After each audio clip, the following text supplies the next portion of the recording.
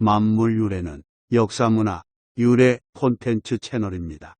좋아요 및 구독은 더욱 알찬 영상 제작에 큰 힘이 됩니다.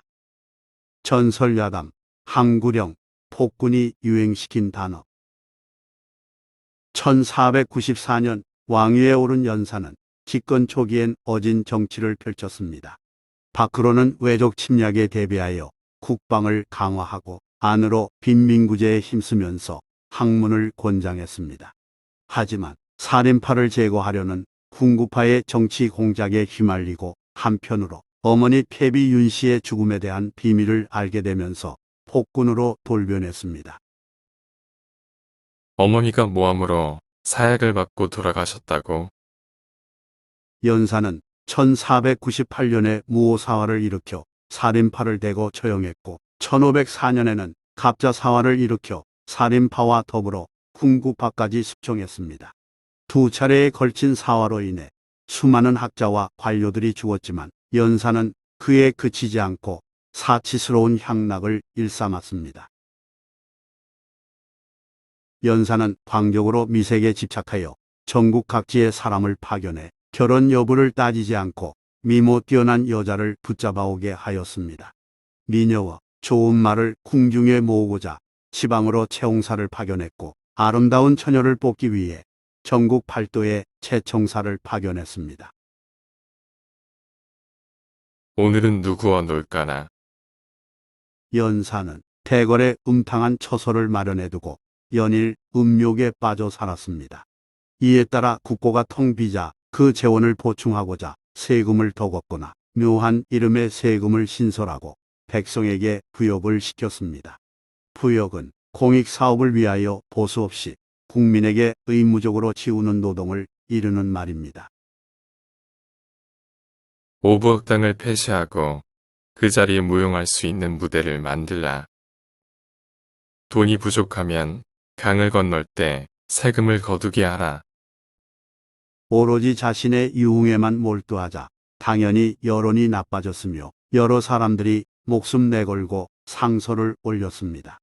2005년 개봉된 영화 왕의 남자에 나오는 광대 공길도 그중 한 사람이었습니다.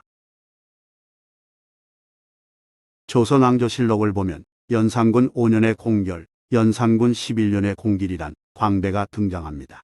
천안신분 광대인지라 사관이 들리는 대로 이름을 대충 적었을 것으로 여겨집니다.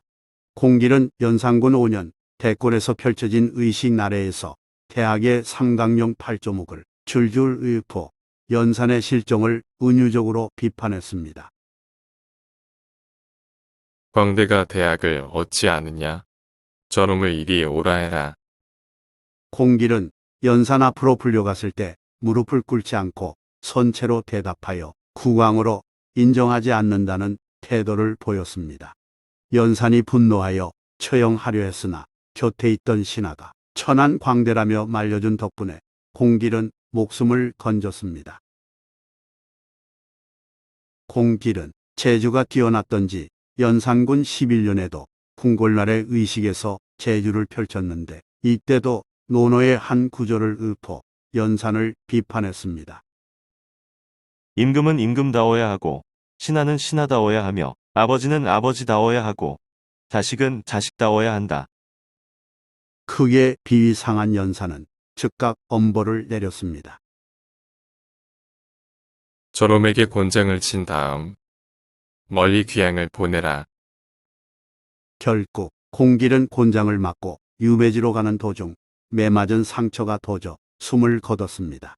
용기 있는 남자 광대는 그렇게 죽었고 역사에 이름을 남겼습니다. 공길이 영화에서처럼 미소년이었는지 어느 정도 나이 먹은 사람이었는지는 알 수 없습니다. 연산은 수많은 기생을 거느리고 화양정 앞 살고지 목장으로 가서 말들이 짝짓기 하는 광경을 보기도 했습니다. 이때 마관이 먼저 암말 수백 마리를 목책에 가둔 후 연산이 왔을 때 수말 수백 마리를 목책 안으로 몰아넣어 교접하게끔 했습니다. 여러 마리 쫓아다니는 소리가 진동했고 사람들은 속으로 혀를 찼습니다. 이렇듯 국왕에 대한 불만은 시간이 흐를수록 커졌지만 연사는 반성하기는커녕 아예 귀를 닫고 살았습니다. 그뿐만 아니라 싫은 소리를 듣지 않기 위해서 아예 사람들의 입을 원천적으로 막으려 했습니다.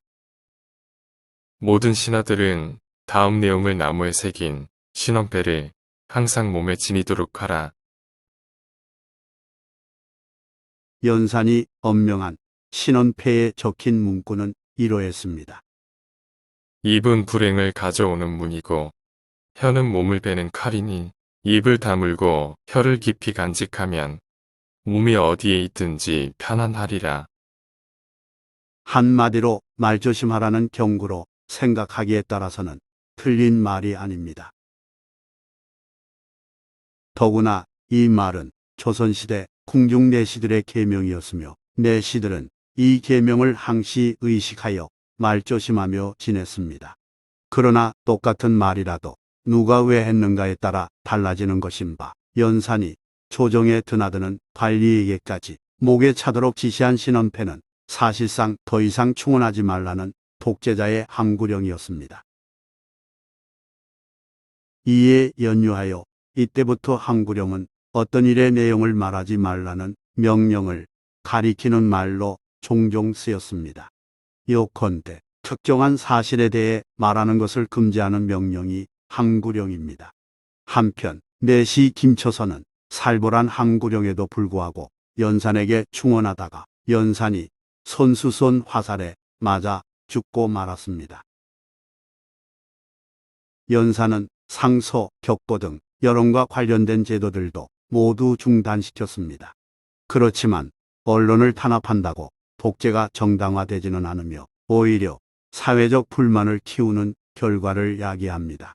결국 연산은 광대 공길이 죽은 이듬해 9월 궁에서 쫓겨나 폐위됐고 왕에서 군으로 강등된 뒤 유배지 강화도에서 죽었습니다.